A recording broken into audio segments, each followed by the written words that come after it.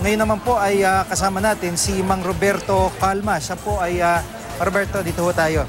Siya po ay 20 taon na po kayong deboto, ano po? Opo, nagdidiboto po ako, mahigit na 20 taon na po ngayon. Opo.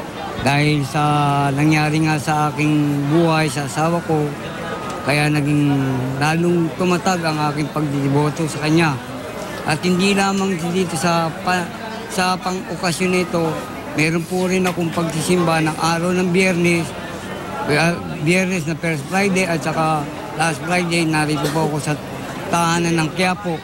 Kaya yun po ang aking nagiging sa kanya, ng kapit, na pananalangin sa kanya. Ang bawat buhay namin ay lagi niya kaming palalakasin.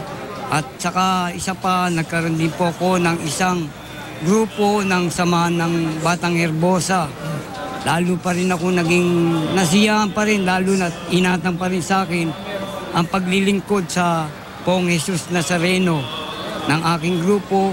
At ganoon din na ako'y inantala na parang tagapagbihis. At naroon po ako sa ibabaw ng grupong samahan Batang Herbosa. Yun ang pinapanalangin nyo sa tuwing kayo'y nagdiriwang ng kapistahan. Ano ba yung pinakamabigat yung dinadasal?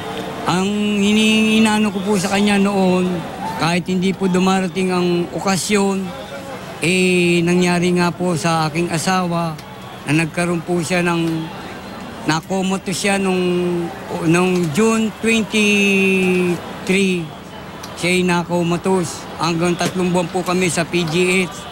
Tuwing umuulan, tumaaraw, naglalakad ako patungo rito sa Quiapo at patungo ng PGS. Dito lang po ako sumasakay sa harapan ng Quiapo na nagdadasal ako na para gumaling ang aking asawa. Kaya nga po, na isang milagro na ibinigay niya sa akin na ngayon, na ang asawa ko ay kasama ko pa rin sa pananampalataya rito sa Pong Jesus Nazareno.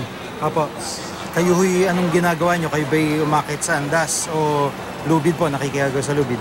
Sa sitwasyon po ngayon, hindi ko po naakit ang aking sarili dahil nga po nakasama ko po ang mga pamilya ko.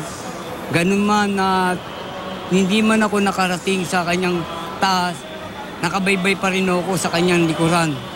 Kaya yun ang aking mga hinihingi, hindi lamang sa pansarili ko o hindi po sa pangkalahatan, ang aking mga hinihiling sa kanya rin. Apo, ang sinasabi ho ng mga parang nagmimisa na parang taon-taon dumadami yung mga deboto kasi ho talagang nasasagot yung mga hinihiling, yung mga panalangin. Sa kaso ho ba ninyo, natupad ho ba yung mga hinihiling po ninyo?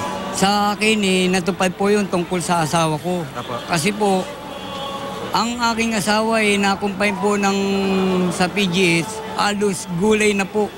Alos nawalan po siya ng pantingin hanggang na para bang wala po siyang hindi siya po makalakad. Nang time na yun, at siya'y nabigyan po rin ng pagkakataon na nagbago po ang aking kaanuhan.